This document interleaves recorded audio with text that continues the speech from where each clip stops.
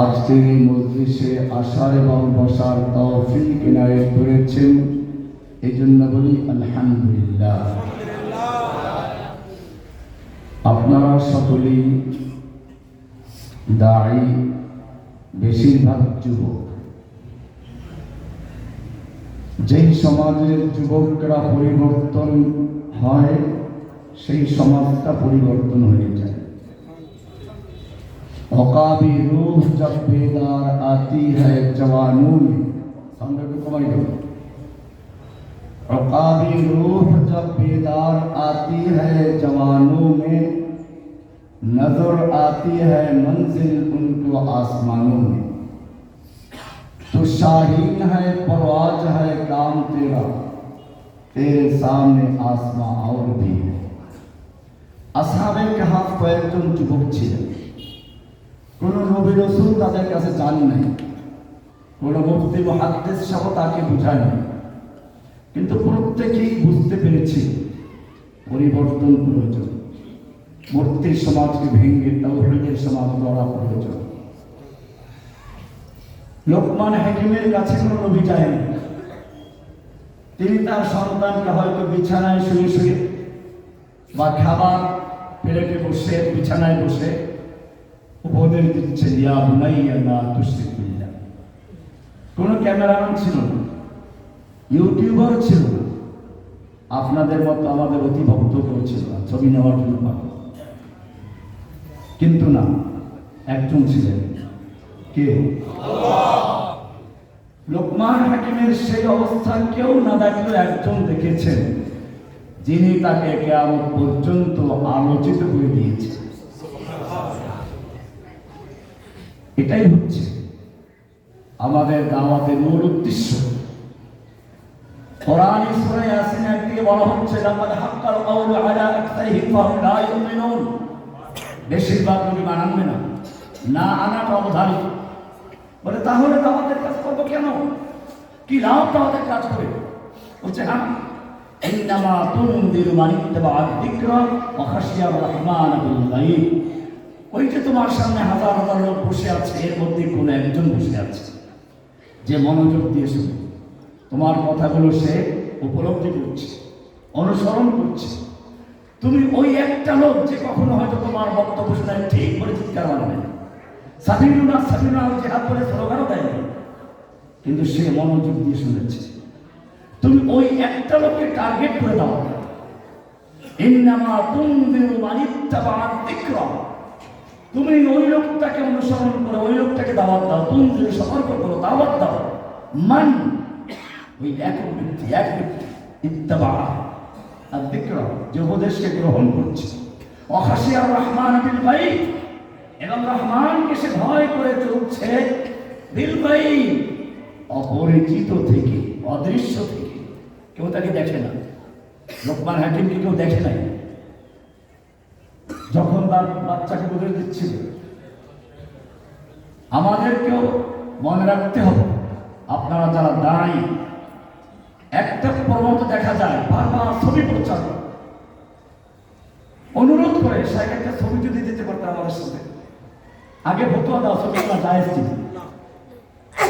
ইন্না আশাদ্দা নাসি আযাবান ইয়াউমাল কিয়ামাতি আল-মুসাফফিরুন। কিয়ামতের মাঠে সবচেয়ে বেশি কঠিন শাস্তি তারা যারা ছবি আঁকে। আপনার বলবেন না, ওই যে তুলে দিয়ে আঁকা, সেই সময় ছিল তুলে দিয়ে আঁকা, এখন ক্যামেরা দিয়ে আঁকা। যদি ওলামায়ে কেরামের দুইটা মত আছে, তারপর আমরা প্রয়োজনের খাতিরে বলি যেটা যতটুকু প্রয়োজন, দিন প্রয়োজন ওনারা করতেছেন, ঠিক আছে, কিন্তু কোনো প্রয়োজন নেই খামাখাকা ছবি তোলা। এর মানিটা কি? আপনি একটু প্রচারতে চান, কোরআন বলছে হাল আতা আলাল ইনসানি হিনুম মিনাদ দাহরি লাম ইয়াকুন শাইআন মাযকুরা। তুমি কি চিন্তা করো না, এই পৃথিবী কত কোটি বছর চলে গেছে, সেই কোটি কোটি বছর পৃথিবীতে তোমার কোনো আলোচনা ছিল না। লাম ইয়াকুন শাইআন মাযকুরা, তুমি আলোচিত কোনো বিষয়বস্তু ছিলে না, তোমার কোনো নামগন্ধ ছিল না, তুমি নিজেই ছিলে না, অস্তিত্ব ছিল না। এখন এসেছে, এখন তুমি প্রচার হচ্ছে। আবার মরে যাওয়ার পরে তোমাকে কেউ চিনবে? সবাই চায় মৃত্যুর পরেও সে আলোচিত হোক। দান করে যে সে বলে আমার নামটা লিখে রাখবেন, অমুসলিম হলেও সে বলে আমার নামে একটা চ্যারিটেবল করো। নোবেল সেও তো একটা করেছে, নামের জন্যই করে। আল্লাহ বলছে নামের মালিককে আল্লাহ তারা যার আলোচনাকে সমুন্নত করেন, যাকে আলোচিত করে রাখেন, তার কোনো প্রচারের প্রয়োজনে প্রচার করেন কে? আর আল্লাহ যাদেরকে ভুলিয়ে দিতে চান, হাজার প্রচার করার নিয়ত করলে আল্লাহকে ভুলিয়ে দেবে।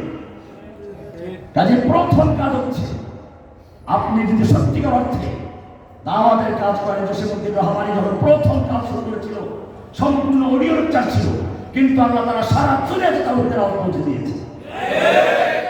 তখন তোমার ভিডিও ছিল, ইউটিউবারও ছিল, আর এখন প্রত্যেকটা জায়গায় কেমন প্রচার করা যাবে এই প্রবণতা চলে গেছে। এই জন্য আপনি দাঁড়ি, আপনাকে মনে রাখবে প্রথম কাজ ইখলাস। আমা উমিরু ইল্লা লিয়াবুদুল্লাহ মুখলিসিনা লাহুদ্দিন। যেই করে ইবাদত কবুল হওয়ার জন্য দুইটা শর্ত আমার প্রায় বলতে লেখা আছে, প্রায় লেকচারে আছে। যেই কোনো ইবাদত কবুল হওয়ার জন্য দুইটা শর্ত। এক নম্বর শর্ত ইখলাসুন নিয়ত, নিয়তটাকে খালিস করা, শুধুমাত্র আল্লাহর জন্য করা। আমা উমিরু ইল্লা লিয়াবুদুল্লাহ মুখলিসিনা লাহুদ্দিন, সূরা বাইয়িনাতে ৫ নম্বর আয়াত। আমা উমিরু ইল্লা লিয়াবুদুল্লাহ মুখলিসিনা লাহুদ্দিন, একেবারে খালিস করে, পিওর করে, নির্ভেজাল করে আল্লাহকে, আল্লাহর জন্য কাজ করে। দুই নম্বর, আল্লাহর জন্য কাজ করবেন, ঠিক আছে, নিয়ত ভালো। মাগরিবের নামাজটা একেবারে দরজা বন্ধ করে নিয়ত ভালো, 4 রাকাত ফরজ পড়বেন, হবে? কেন ভাই? জোহরের নামাজ 4 রাকাত, আসর ফরজ 4 রাকাত, এশার ফরজ 4 রাকাত, মাঝখানে মাগরিবটা 4 রাকাত পড়বে, 1 রাকাত বেশি পাবে, একটা রুকু পাবে, 2টা সিজদা পাবে, সুবহানাল্লাহ আযীম পাবে, আলা পাবে। আর সিজদা কত ফজিলত, আকরাবু মা ইয়াকুনুল আবদু ইলাল্লাহি ওয়া সালাতুন, বান্দা আল্লাহর সবচেয়ে নিকটবর্তী যখন সিজদা থাকে, কাজে একটা রাকাত বাড়াই হোক, নামাজ হবে। কেন? আমার তো ইখলাস আছে পুরো, দরজা বন্ধ করে দুনিয়ার কেউ দেখবে না, কেন নামাজ হবে না? ভালো করে বুঝুন, আল্লাহ যখন কোরআনে বলেছেন আতিউল্লাহ, আল্লাহর আনুগত্য করো, তখন মনে মনে প্রশ্ন, আল্লাহ আনুগত্য অনুসরণ করা, কাউকে ফলো করা, তোমাকে দেখি না, তো আমরা ফলো করবো কি করে? আল্লাহ সঙ্গে সঙ্গে আতিউর রাসূল, রাসূলকে আনুগত্য করো। বলে রাসূলকে আনুগত্য করলে কি হবে? বলছেন মাইয়ুতির রাসূল ফাকাদ আতা আল্লাহ, যেই ব্যক্তি রাসূলের আনুগত্য করবে সে আল্লাহর আনুগত্য করবে। এখন আবার কিছু ফাইজলিক মার্কা লোকের আমাদের সাথেই ছিল, ফালতু হাদিস মানা দরকার নেই, এই সমস্ত বেহুদার মধ্যে খপ করে আপনারা তারা পড়তেছেন। এখন মনে রাখবেন, যে ব্যক্তি বলে হাদিস মানে সে কোরআনকে মানে না। কোরআনের প্রায় 500 আয়াত কি অস্বীকার করে। কোরআন পরিষ্কার বলেছে, আমি তোমার কাছে কিতাব নাযিল করেছি লিতুবাইয়িনা লিন-নাসি মা নুযিলা ইলাইহিম, তাদের প্রতি যেই কিতাব নাযিল করেছে সেই কিতাবকে বয়ান করার জন্য তোমাকে বলা হয়েছে। রাসূলকে পাঠাইছে কি জন্য? বয়ান করার জন্য। কোরআনে প্রাকাশে দোয়া করছে, রব্বানা ওয়াবআস ফীহিম রাসূলাম মিনহুম ইয়াতলু আলাইহিম আয়াতিকা ওয়া ইউআল্লিমুহুমুল কিতাবা ওয়াল হিকমা, কিতাব ও হিকমতের তালিম দেওয়ার জন্য। আল্লাহ তাআলা বলেছেন সূরা জুমার 2 নম্বর আয়াত পড়ো, হুয়াল্লাযী আরসালা রাসূলাহু বিল হুদা ওয়া দীনিল হাক্কি লিইয়ুযহিরাহু আলা, হুয়াল্লাযী বা'আসা ফিল উম্মিয়্যিনা রাসূলাম মিনহুম ইয়াতলু আলাইহিম আয়াতিহি ওয়া ইউযাক্কিহিম ওয়া ইউআল্লিমুহুমুল কিতাবা ওয়াল হিকমা। আর এই কিতাব ও হিকমতের তালিম দেওয়ার জন্য পরিষ্কার হয়ে ইতাআতে রাসূল প্রথম কাজ লা ইলাহা ইল্লাল্লাহ। আমি প্রায় বলি তাওহীদ বিহীন যত ইবাদত করা হয়, একটা পুরান বিল্ডিং এর রং করতে গেলে যেমন পুরাতন রং ঘষে মেজে ধুয়ে মুছে পরিষ্কার করতে হয়, ঠিক তেমনি ভাবে একজন লোক যদি সত্যিকার ইসলামে আসে, তাকে আশহাদু আল্লা ইলাহা ইল্লাল্লাহ বলে, লা ইলাহা লা মানে ইলাহ মানে কোনো মাহবুব, কোনো খাজা বাবা, কোনো দাদা বাবা, কোনো ল্যাংটা বাবা, কোনো দরগাওয়ালা, কোনো দুর্গাওয়ালা, কোনো পীর মুর্শিদ, কোনো রকম নেতা নেত্রী, কোনো আইন প্রণেতা, কোনো সংসদ নেতা, কোনো আদালত, কোনো কিচ্ছু মানে না, ইল্লা আল্লাহ। শুধু একমাত্র কাকে? আল্লাহ। এটা না আল্লাহ তো আছে, ইল্লাহ তো আছে, আর ইল্লাই তো আল্লাহ। ইল্লাটাকে তুমি সাক্ষী দিলা লা ইলাহা, কোন ইলাহ নেই, ইল্লা ইল্লা আছে, ইল্লা কি? আল্লাহ। আবার বলে ইল্লা আছে, আরেকটা তো ইল্লা দুটো হইল, কয়টা হইল? এই জন্য আমার এটা প্রথম শর্ত লা ইলাহা। 2 নম্বর মুহাম্মদ রাসূল মানে হচ্ছে ইত্তেবাউস সুন্নাহ। ইত্তেবাউস সুন্নাহ। তাহলে যেই কোনো ইবাদত কবুল হওয়ার জন্য শর্ত কয়টা? শর্ত কয়টা? কি কি? ইখলাসুন নিয়ত, নিয়তকে পুরা খালেস করা। কার জন্য? দুনিয়ার কোনো মানুষকে সন্তুষ্ট করার জন্য নয়, দুনিয়ায় প্রচার করার জন্য নয়, দুনিয়ার কাউকে দেখাবার জন্য নয়। দেখবেন শুধুমাত্র কাকে? আল্লাহকে দেখাবে। এটা প্রথম কাজ। 2 নম্বর কাজ কি?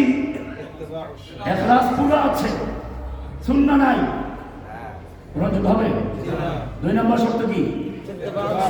ইত্তেবাউস সুন্নাহ। এই কে বলবো? বাচ্চা কাচ্চা নাই বলো তারা।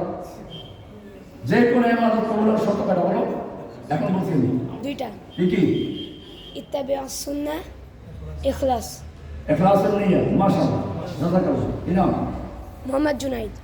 হ্যাঁ, জুনাইদ মানে সৈনিক, ছোট্ট সৈনিক। জুনাইদ মানে কি? জুনাইদ মানে কি? ছোট্ট সৈনিক।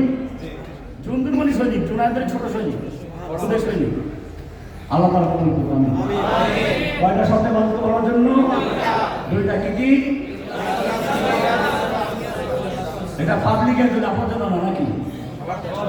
সবার জন্য।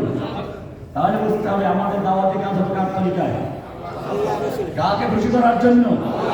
এটাই বলা হয়েছে ইন্নামা তুনজিরু মান ইত্তাবা'a যিকরা ওয়া খাশিয়ার রাহমান বিল গায়ব। আপনি সতর্ক করবেন ওই লোকটাকে যে ইত্তাবা'a যিকরা, উপদেশ গ্রহণ করছে, অনুসরণ করছে, ওয়া খাশিয়ার রাহমান বিল গায়ব, এবং রহমানকে ভয় করেছে অদৃশ্য থেকে, অদৃশ্য থেকে, অপরিচিত থেকে। আপনি তাকে সতর্ক করুন। এই সূরা ইয়াসিনের একটু পরে গিয়ে দেখেন পরের রূপে, সেখানে বলা আছে ইয আরসালনা ইলাইহিম ইসনাইনি ফাকাযযাবুহুমা। আমি 2 জন রাসূলকে পাঠালাম, তাদেরকে তারা মিথ্যাবাদী উড়িয়ে দিল। ফাআযাযনা বিসালিসিন, 3 আরেকজনকে পাঠালাম, তাকেও মানল না। তখন আরেকজন চলে আসলো, ওয়াজাআ মিন আকসাল মাদিনাতি রাজুলুন ইয়াসা। এবারে সেই প্রান্তি শহরের প্রান্ত থেকে একজন লোক ছুটে আসলো। সে এসে বলল ইয়া কওমি ইত্তাবিউল মুরসালিন। রাজুলুন নাকিরা, অপরিচিত। এই লোকটা কি আপনি জানেন? এই লোকটাই সেই লোকটা, যে লোকটাকে এতক্ষণ বলা হয়েছে সে অদৃশ্য থেকে আপনার কথা শুনছে। কিছু বোঝা যাচ্ছে? ওয়াজাআ মিন আকসাল মাদিনাতি রাজুলুন ইয়াসা। শহরের প্রান্ত থেকে একজন ছুটে আসলো, দৌড়ে আসলো। সে এসে বলল ইয়া কওমি ইত্তাবিউল মুরসালিন। আরে আমার কওমের লোকেরা কি করছো? ওনারা আল্লাহর পক্ষ থেকে প্রেরিত রাসূল, ওনাদের অনুসরণ করো। এই লোকটা আপনি প্রত্যেকে চেনেন। লোক জসিমুদ্দিন রহমানী এখন এখানে আসতে কেউ চিনে না, তার কথা কেউ শুনে উড়িয়ে দিচ্ছে। আপনি দৌড়ে এসে বলবেন আরে শুনো, উনি একজন শেখ, ওরা কথা শুনো। তখন লোকেরা শুনবে। এটা আপনার ভূমিকা, এই কাজটা আপনি করবেন। আমরা এইরকম লোকদের খুঁজে খুঁজে বের করব। ওয়াজাআ মিন আকসাল মাদিনাতি রাজুলুন ইয়াসা। এই জন্য দাওয়াতি কাজ তারা করবেন। উদউ ইলা সাবিলি রাব্বিকা বিল হিকমাতি ওয়াল মাউইযাতিল হাসানা ওয়াজাদিলহুম বিল্লাতী হিয়া আহসান। এখানে 3টা গ্রুপের কথা বলা হয়েছে, আয়াত দেখে নেবেন। কোরআনে আরো বলা হয়েছে কুল হাযিহি সাবিলি আদউ ইলাল্লাহ, বলো এটা আমার রাস্তা। আল্লাহ নবীকে বলা হচ্ছে আদউ ইলাল্লাহ, আমি আল্লাহর দিকে মানুষকে আহ্বান করি, কোনো দলের দিকে না, কোনো ব্যক্তির মুরিদ হওয়ার জন্য না, কোনো ব্যক্তির অনুসরণ করার জন্য না, কোনো ব্যক্তি পূজার জন্য না, কোনো ব্যক্তির দল পূজার জন্য না। আদউ ইলাল্লাহ, আমি তাকে আল্লাহর দিকে, এটাই হচ্ছে আমার কাজ। আলা বাসীরাতিন, জেনে বুঝে কেউ অন্য অনুসরণ করে নাই। আমি রহমানের ভক্ত, বুঝলাম সুতরাং কিচ্ছু না, আমি প্রিয় ভক্ত, পাঁচদশ ভক্ত। আলা বাসীরা, জেনে বুঝে। বাসীরা 3টা অর্থ। বাসীরা মানে হচ্ছে যেই কাজটা করতে যাচ্ছ এই কাজটা কোরআন সুন্নাহ অনুযায়ী সঠিক কিনা। 2 বাসীরা মানে হচ্ছে কাজটা সঠিক কিন্তু তোমার পদ্ধতি সঠিক কিনা। যেমনটা বললাম যে জোহরের নামাজ পড়লা 4 রাকাত, আসর পড়লা 4 রাকাত, মাগরিব 4 রাকাত, কাজটা সঠিক, নামাজ পড়া সঠিক কাজ, কিন্তু তুমি কাজটা সঠিক পদ্ধতি করলে না। 3 নম্বর কাজ, এই কাজটা করে লাভ কি ক্ষতি কি, দুনিয়ায় বিপদ কি আসছে বলে ভালো করে জেনে নেওয়া। আলা বাসীরা, বাসীরা সূরা ইউসুফের 108 নম্বর আয়াত, জেনে বুঝে। এরপরে বলা হচ্ছে আনা ওয়া মান ইত্তাবা'আনি, এটা হচ্ছে আমার কাজ এবং আমাকে যারা কিয়ামত পর্যন্ত অনুসরণ করবে তাদের কাজ। কিছু লোক আছে কাজ পায় না, সাহেব কাজ দেন, কাজ দেন, কানে হাত দিয়ে শুয়ে বলে লেকচার শুনবো না, কাজ দেন। এই গাধা, কাজ তো আল্লাহ দিয়েছেন। আবু বকর যেদিন ইসলাম কবুল করেছেন সেদিন তিনি প্রশ্ন করেছেন, ইয়া রাসূলুল্লাহ কাজ দেন, আমার কাজ কি?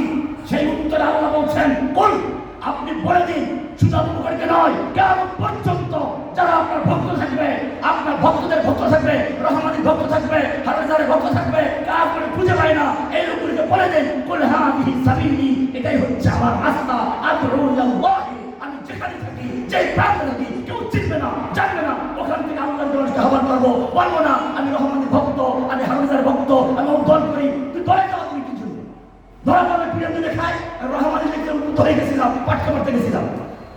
এ সমস্ত বাদ দাও, জেনে বুঝে ভালো করে কাজ করো।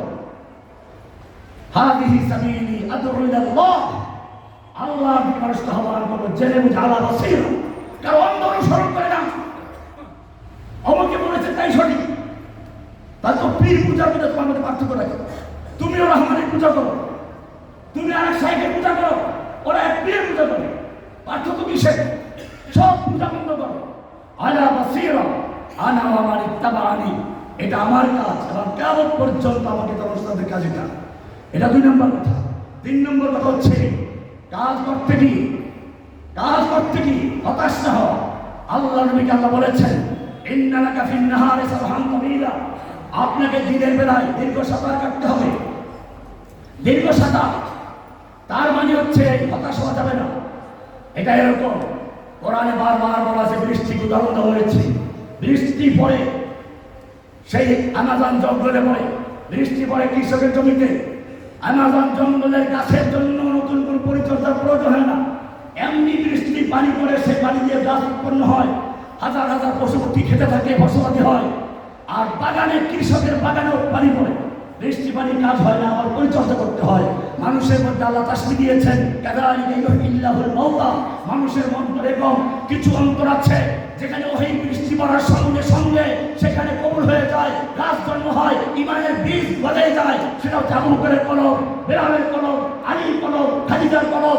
এখানে তাওহীদের বৃষ্টি পড়ার সঙ্গে সঙ্গে কবুল হয়। কিছু আছে এরকম যেখানে বৃষ্টি পড়তে থাকে, পরিচর্যার প্রয়োজন হয়, পরিচর্যা করতে করতে এক সময় গিয়ে কবুল করে ফসল হয়। সেটা হচ্ছে আবু সুফিয়ানের কলম, যুদ্ধের নেতৃত্ব দিচ্ছে, লড়াই করছে, ইসলামের কতল করছে, কিন্তু শেষ পর্যন্ত মক্কা বিজয়ের সময় ইসলাম কবুল করছে। এটা হচ্ছে আরেক দল। তুমি এই দলকে উদ্দেশ্য করে দাওয়াতের কাজ করো। ইন্না লাকা ফিন নাহারি সাবহান তাওয়ীলা, এটাই হচ্ছে তোমার দীর্ঘ সাঁতারের কাজ। এইভাবে কাজ করতে থাকো। সংক্ষিপ্ত আকারে কয়েক কথা বলা হবে। অন্যদিন 7:30 হয়তো, আজকে শুধু 8টায় হবে, এটা একটু যদি বলে দেন। আচ্ছা, শুধু আজকের জন্য ঈশা নামাজ 8টায়। যারা নামাজ পড়তে এসে গেছেন ইতিমধ্যে,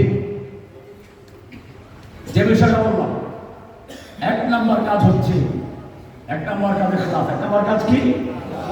ইখলাস নিয়ত। 1 নম্বর কাজ কি? দলিল কি? ওমা উমিরু মুখলিসিনা লাহুদ্দিন। 2 নম্বর হচ্ছে ইত্তেবায়ে সুন্নাহ। 2 নম্বর কি?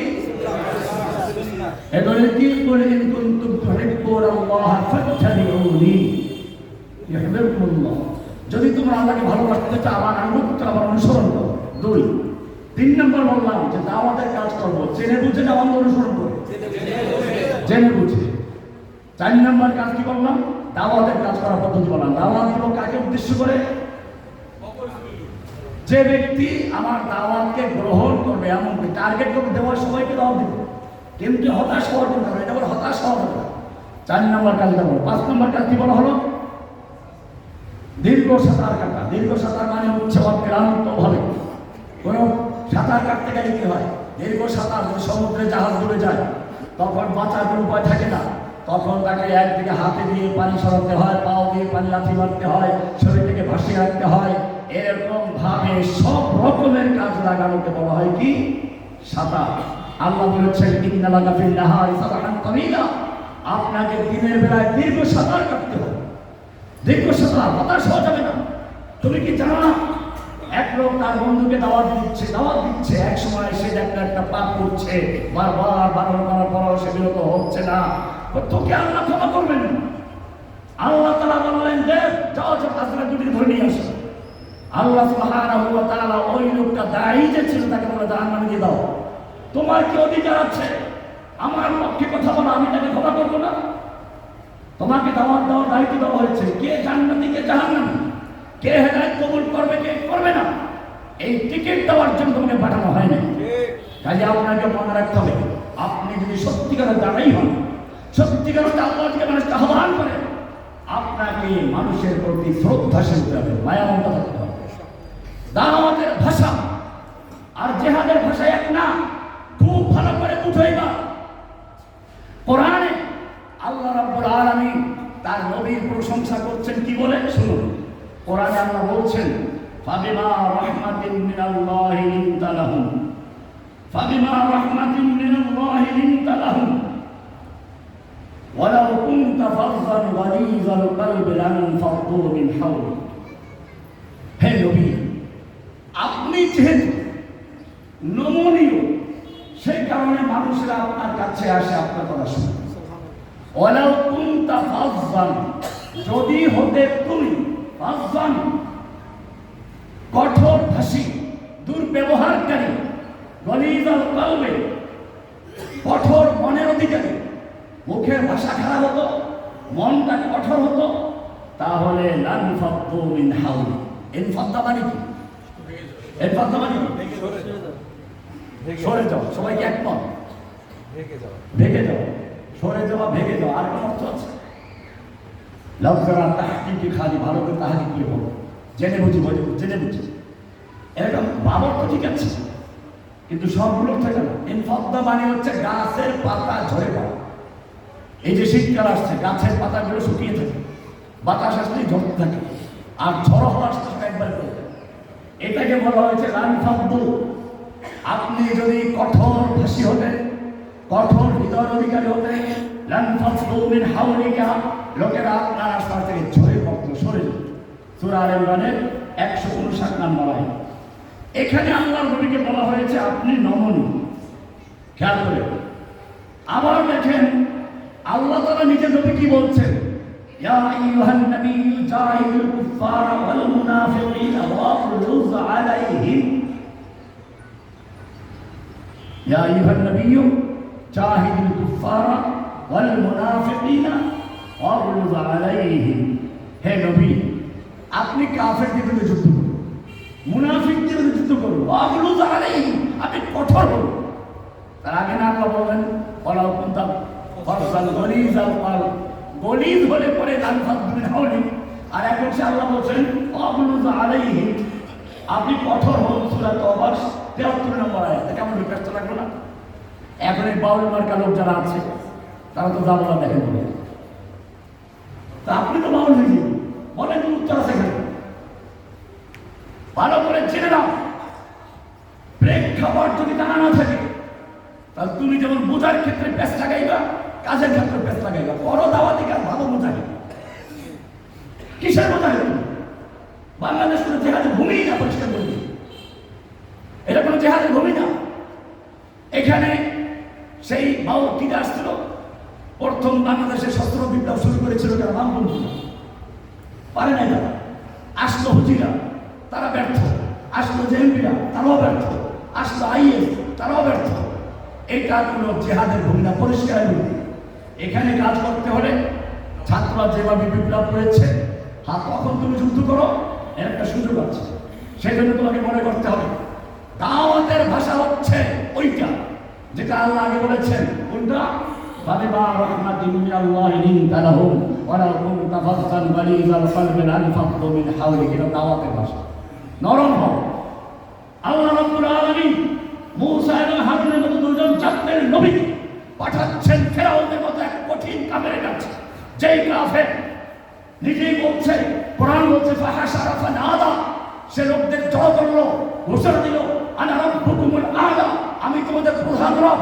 আবার বললো মা আলিমতুম ইলাহিন গায়রি, আমি ছাড়া তোমাদের আর কোন আল্লাহ আছে আমার জানা নেই। লা ইত্তাখাযতা ইলাহান গায়রি লা জাআলান্নাকা মিনাল মাসজুনিন, আমি ছাড়া অন্য কাউকে যে আল্লাহ মারো সোজা জেলে ঢুকিয়ে দেবো। কি চরম কাফের, কি কঠিনভাবে তার কাছে আল্লাহ পাঠাচ্ছেন দুইজন নবী মূসা এবং হারুনকে, আর বলছেন ইযহাবা ইলা ফিরআউনা ইন্নাহু তাগা, যাও তোমরা ফিরআউনের কাছে যাও, সে তাগুত হয়েছে। ফাকুলা লাহু কাওলান লাইয়িনা, তোমরা তার সঙ্গে নরমভাবে কথা বলো। কিভাবে কথা বলো?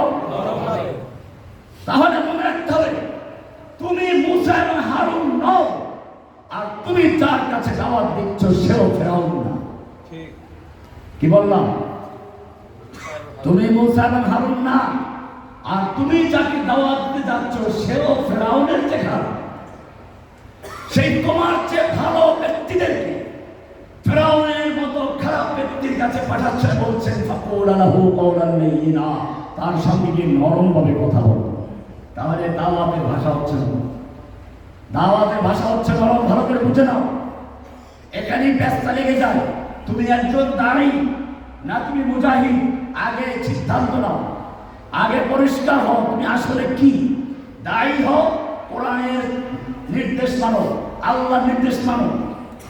আর মুজাহিদ হও তখন কোন ওই আয়াত ইয়া আইয়ুহান নাবিয়্যু জাহিদুল কুফারা ওয়াল মুনাফিকিনা ওয়াগলুজ আলাইহিম, এখন কেটে ফেলুন ও কঠোর হন। এটা ওইখানে বলা, ওইখানে নরম হলে চলো না। ওইখানে যুদ্ধের বেলা নরম হয়ে গেল, তুমি গানে থাপ্পড় মেরেছে বা হালকা করে হালকা নরম, ও তো তলোয়ার কেন দুটো করবে। কোরআনের ভাষা বুঝতে হবে, কোরআনের ভাষা বুঝতে হবে। জাহিদুল কুফার ওয়াল মুনাফিকিন ওয়াগলুজ আলাইহিম, এটা যদি বুঝতে ভুল করো তাহলে তুমি সব প্যাচ লাগিয়ে দিবে। আমরা দাওয়াতের কাজ করে যাচ্ছিলাম এমন একটা পরিকল্পনা নিয়েই যে একটা বাংলাদেশের প্রেক্ষাপটে একটা গণবিপ্লব তৈরি করা, কোরআনের বিপ্লব, আল্লাহর দ্বীন বিজয় বিপ্লব। আমরা গণতন্ত্রকে যখন মনে করি না ইসলাম প্রতিষ্ঠান গণতন্ত্র দিয়ে, এটা সম্ভব না। হ্যাঁ, এটাও পরিষ্কার করে দিই। এখন সামনে নির্বাচন, আমরা দেখতে পাচ্ছি ইসলামের দলগুলো করছে, আমরা তাদের ঐক্যকে স্বাগত জানাই। আমি ব্যক্তিগত, আমরা বলতে পারছি না, আমি ব্যক্তিগতভাবে ঐক্যের পক্ষে। কারণ তারা যদিও এই গণতন্ত্র দিয়ে আমরা বিশ্বাস নিয়ে ইসলাম প্রতিষ্ঠা হবে না, কিন্তু এই বাহানায় একাত্র হলো, এই বাহানাতে একাত্র হলো। একাত্র হয়ে যখন একটা পর্যায়ে যাবে, কুফাররা তাদের বিরুদ্ধে লাগবে, তখন উপায় দেখবে না, তখন তারাও বুঝতে পারবে যে বাংলাদেশের জন্য একটা বিপ্লবের প্রয়োজন আছে। আর সেটারই অংশ হিসেবে আপনারা দেখেছেন আমি সেদিন হঠাৎ করে চরমনে মাহফিল দিয়েছিলাম। এর একটা কারণ আছে, এটাকে না বুঝিয়ে অনেকে বলে দিয়েছে। তারা তো সাক্ষাৎকার প্রচার করেছে, তারা খেয়াল করে নাই, তারা আমার সাথে যে কথা হয়েছে ওটাই প্রচার করেছে। তুমি কি করে বলতাম রহমানী সাহেব চরমনে যোগ দিয়েছে? ওনারা কি বলেছে নাকি? ওনারা বলেছে না রহমানী বলেছে? কেউই বলে না। তাই ফালতু তুই কোথায় পাবি? তোর মতো দায়ীর কারণে, তোর মতো পরিশ্রমের কারণে, ফালতুর কারণে আমাদের দাওয়াত নষ্ট হচ্ছে। এই জন্য মনে রাখতে হবে, আমরা বাংলাদেশে জন্মগ্রহণ করেছি, চাঁদ থেকে আসিনি। বাংলাদেশের জনগণ নিয়ে আমাদের কাজ করতে হবে। আমরা একদিকে তাও হেঁটে দাওয়াত ক্লিয়ার করবো, আর একদিকে মনে রাখতে হবে আল্লাহ নবী সাল্লাল্লাহু আলাইহি ওয়াসাল্লাম আবু তালেবের মৃত্যু পর্যন্ত আবু তালেবের সাথে সম্পর্ক রেখেছে। আবু তালেব কাফের, এবং কোরআন পরিষ্কার বলেছে আল্লাহর নবী আবু তালেবের মৃত্যুর সময় গিয়ে দাওয়াতের চেষ্টা করেছেন, হেদায়েত কবুল করে নাই। আল্লাহর নবী মনক্ষুণ্ণ কষ্ট হলেন। সূরা কাসাস 28 নম্বর সূরার 56 নম্বর আয়াত করে দেখো, আল্লাহর নবীকে আল্লাহ কি বলেছেন? ইন্নাকা লা তাহদি মান আহবাবতা, হে নবী তুমি যাকে ইচ্ছে করবে ভালোবাসবে তাকে দাওয়াত দিবে, এই ক্ষমতা তোমার নাই। ওয়ালাকিন্নাল্লাহ ইয়াহদি মান ইয়াশা, বরং আল্লাহ যাকে চান তাকে হেদায়েত দান করেন। ওয়া আ'লামু বিল মুহতাদিন, হেদায়েত পাওয়ার যোগ্য কে আর অযোগ্য কে সেটা আল্লাহ জানেন। এটাও আমাদের দায়িত্বের মনে রাখতে হবে। এই আয়াত খুবই গুরুত্বপূর্ণ দায়িত্বের জন্য, যে আপনি হেদায়েত পাওয়ার মালিক না, আপনার কাজ কি হবে? আপনার আমার কাজ হচ্ছে মানুষকে সঠিক পথ বাতলে দেওয়া। হেদায়েত পাওয়ার মালিক কে? আল্লাহ। কোন সূরা? কাসাস কত নম্বর আয়াত? 56 নম্বর আয়াত। ইন্নাকা লা তাহদি মান আহবাবতা, হে নবী আপনি যাকে আহবাবতা ভালোবেসেছেন, আপনার চাচা, আপনার খালু, আপনার মামু, আপনার আত্মীয়, আপনি চাইলে হেদায়েত দিতে পারবেন না। ওয়ালাকিন্নাল্লাহা ইয়াহদি মান ইয়াশা, আল্লাহ বরং যাকে চান তাকে হেদায়েত দান করেন। ওহুয়া আ'লামু বিল মুহতাদিন, হেদায়েত পাওয়ার যোগ্যকে অযোগ্যকে তা একমাত্র তিনিই জানেন। কে জানেন? আল্লাহ। 28 নম্বর সূরা কাসাস 56 নম্বর আয়াত। এরপরে এখানে ক্ষান্ত নয়, আল্লাহ নবী চিন্তা করেন হেদায়েত দেওয়ার মালিক আমি না, দোয়া তো করতে পারি। চাচার জন্য তারপরে দোয়া করে যাচ্ছেন। এবারে আরো কঠিন সূরা নাযিল হয়ে গেল। সূরা তো আবার 104 নম্বর আয়াত। সেখানে বলা আছে মা কানা লিন নাবিয়্যি ওয়াল্লাযীনা আমানু আইয়াস্তাগফিরু লিল মুশরিকিনা ওয়ালাউ কানু মিন উলি কুরবা মিন বা'দি মা তাবায়্যানা লাহুম আন্নাহুম আসহাবুল জাহিম। মা কানা লিন নাবিয়্যি ওয়াল্লাযীনা আমানু, নবীর জন্য এবং মুমিনদের জন্য উচিত নয়, সমচিত নয়, ঠিক না, থাকে না, সাজে না। কি ভাষা! নবীর জন্য সাজে না। আমি যদি বলি ওনার জন্য এই কাজটা সাজে না, হ্যাঁ, সরাসরি বলা যে কাজটা করেন না, এক কথা। আরেকটা হচ্ছে কোনো ভদ্রলোকের জন্য এমন কাজটা করা উচিত নয়, সাজে না, তার মানে কি বুঝতে পেরেছে?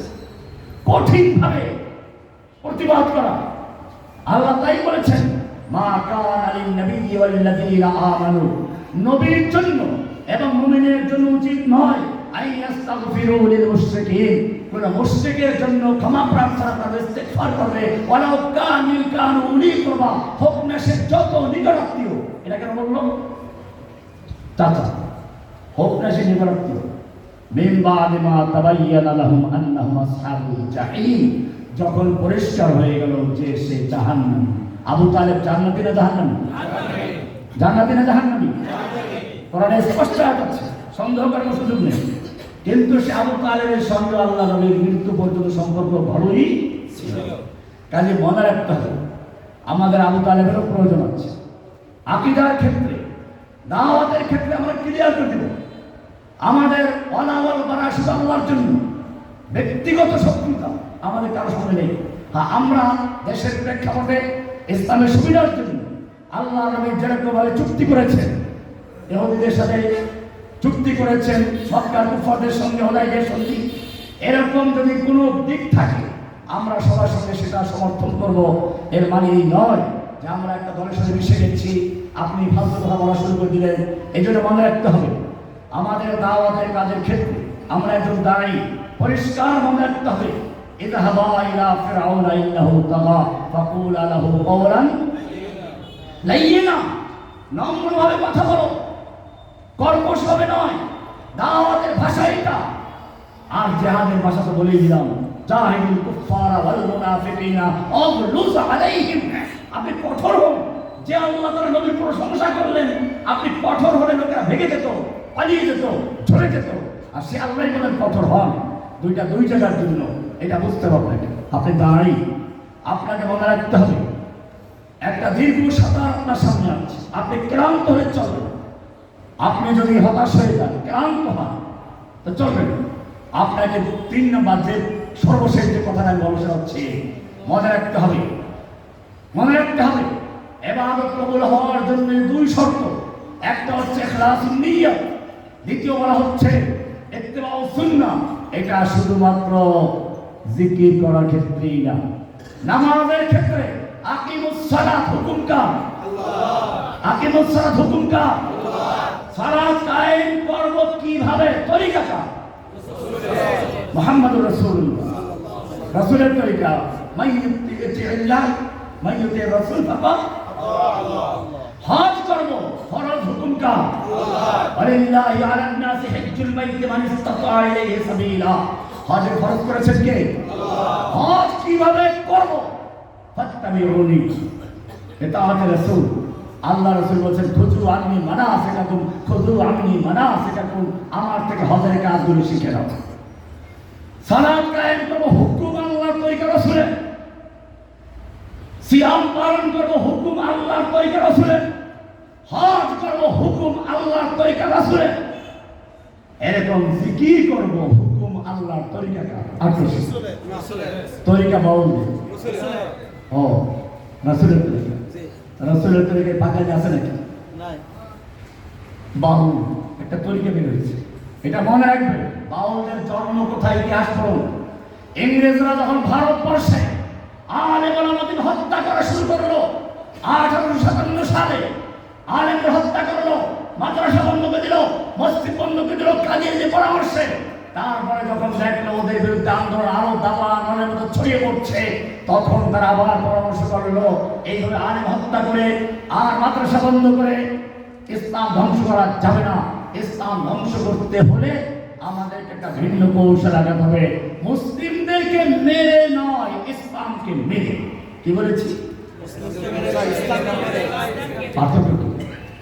মুসলিমকে মেরে নয়, ইসলামকে মেরে। তার মানে হচ্ছে তখনই কাদিয়ানির জন্ম, বাউলদের জন্ম, ইসলামের শিকড় কেটে দেওয়ার জন্য এই বাউল ধর্মের জন্ম হয়েছে।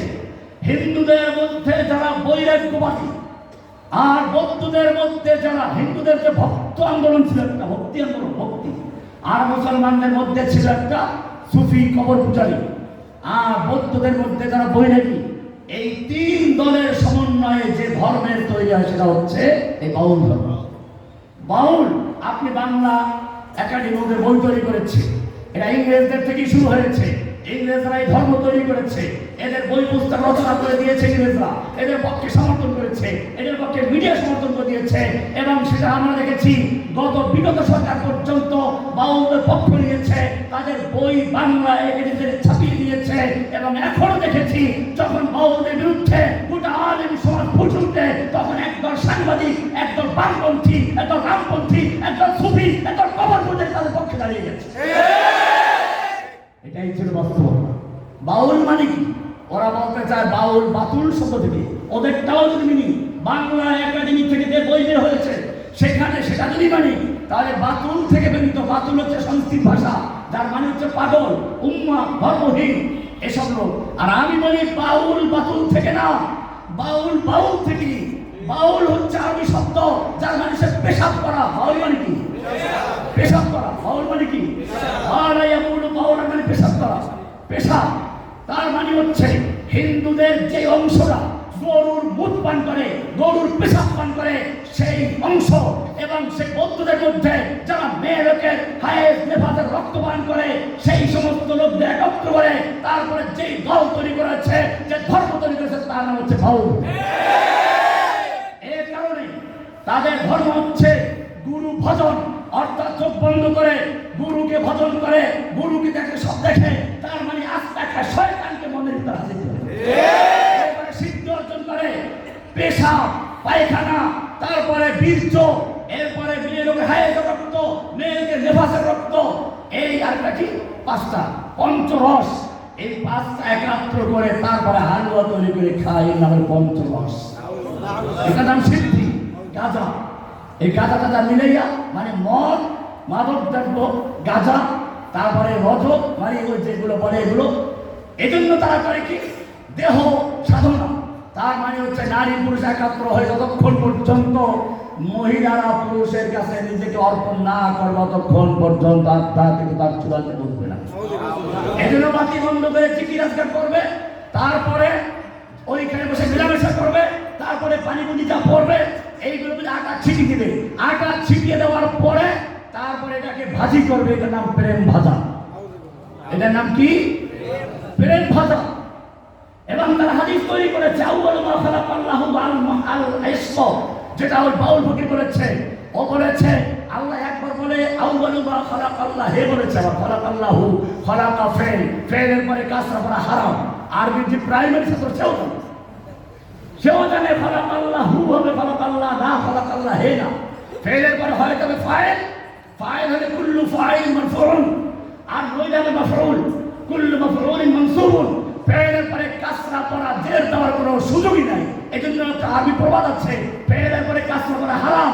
এই মূর্খ, এই বাউলেরা কোরআনকে বিকৃত করেছে, এমনকি তারা যে জাল হাদিস তৈরি করে তাও মিথ্যা বানিয়েছে। এই হাদিসগুলো ওদের পূর্বপুরুষরা তৈরি করেছে। আউয়াল মা খালাকাল্লাহু আল ইশক, আউয়াল মা খালাকাল্লাহু নূরি, এর বস্তু হাদিসের কোনো ভিত্তি নেই। হ্যাঁ, একটা হলো আউয়াল মা খালাকাল্লাহু আল কলম, এটা সহিহ হাদিস। এর মানে হচ্ছে আল্লাহ তাআলা সর্বপ্রথম, আল্লাহ আগে থেকে আছেন, এরপর আরশ তৈরি করেছেন। সৃষ্টির মধ্যে সর্বপ্রথম হচ্ছে আরশ, তারপরে সৃষ্টি করেছে আসমান জমিন, তারপরে আউয়াল মা খালাকাল্লাহু আল কলম, অর্থাৎ তাকবীরি উমুর, অর্থাৎ লেখার যে কাজ, আল ওয়াজিফা, কর্ম সম্পাদনের জন্য সর্বপ্রথম যে কাজটা উল্লেখ করেছেন তৈরিটা হচ্ছে কলম। সুতরাং এটা এক এক দিকে বিস্তারিত আলোচনা আমি একটা প্রবাসমান ইনশাআল্লাহ চেষ্টা করার জন্য। সুতরাং আমাদের মনে রাখতে হবে এই যে বর্তমান সময়ে কাদিয়ানি বলেন, বাউল বলেন, আর ওই কবর পূজারী ছবি বলেন, এই সবগুলো ইংরেজদের সৃষ্ট করা ইসলামকে ধ্বংস করার জন্য, ইসলামের মূল আকীদা ধ্বংস করার জন্য। সুতরাং যদি বাংলার জমিনে আপনি বিপ্লব তৈরি করতে চান, তাহলে যেভাবে আল্লাহ নবী সাল্লাল্লাহু আলাইহি ওয়াসাল্লাম মক্কায় সর্বপ্রথম কাজ করেছেন, তাওহীদের দাওয়াত দিয়েছেন, লা ইলাহা ইল্লাল্লাহ ক্লিয়ার করেছেন, পরিষ্কার করেছেন। এমনকি মক্কায় 13 বছর পর্যন্ত ছিলেন। হামজার মতো লোক তার সঙ্গে আছে, ওমরের মতো লৌহমার তার সঙ্গে আছে।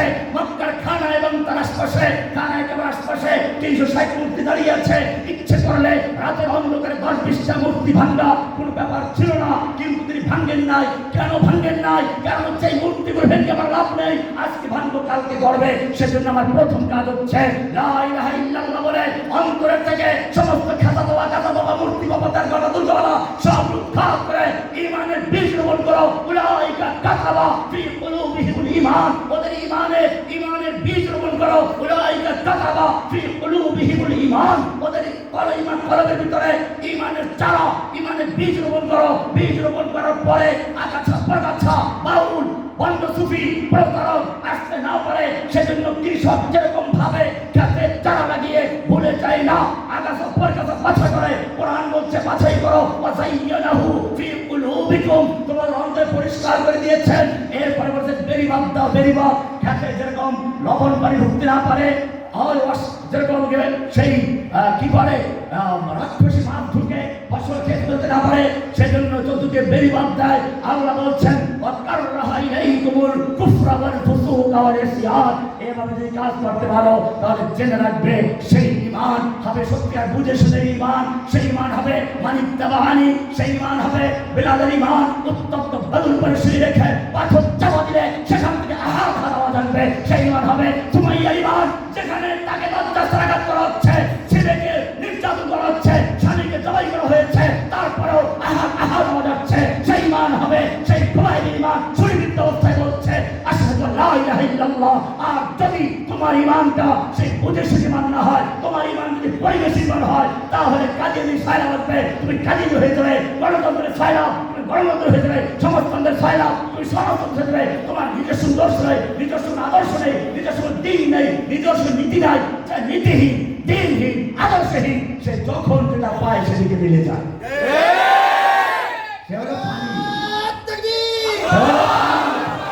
পানি যখন যে পাত্রে রাখা ওই পাত্রের রং ধারণ করে। আরো বলবো, তুমি যদি দুর্গন্ধযুক্ত পায়খানায় যাও, দুর্গন্ধে না বন্ধ হয়ে যায়, 2 মিনিট থাকার পরে গন্ধ আর পাও না। গন্ধ গেছে কোথায়? গন্ধ চলে গেছে, গন্ধ যায় নাই। তোর নাক এখন ওই গন্ধটাকে অক্সিজেন বানিয়ে তোর পেটে ঢুকাচ্ছে। ঠিক তেমনি ভাবে যারা সমাজতন্ত্র, গণতন্ত্র, রাজতন্ত্র, বাবুতন্ত্র, বিভিন্ন বীরতন্ত্র, ফকিরতন্ত্রের সঙ্গে থাকে, থাকতে থাকতে তাদের কলমটা এমন নষ্ট হয়ে যায়, শেষ পর্যন্ত দুর্গন্ধ পচা পায়খানা গন্ধটাকে অক্সিজেন বানিয়ে দেয়। দিনকে তারা ভুলে গেছে, তারা ভুলে গেছে লাকাদ কানা লাকুম ফি রাসূলিল্লাহি উসওয়াতুন হাসানাহ। তাদেরকে আল্লাহ জানিয়ে দিয়েছেন তোমাদের একটা দিন আছে, ইন্নাদ দীনা ইনদাল্লাহিল ইসলাম।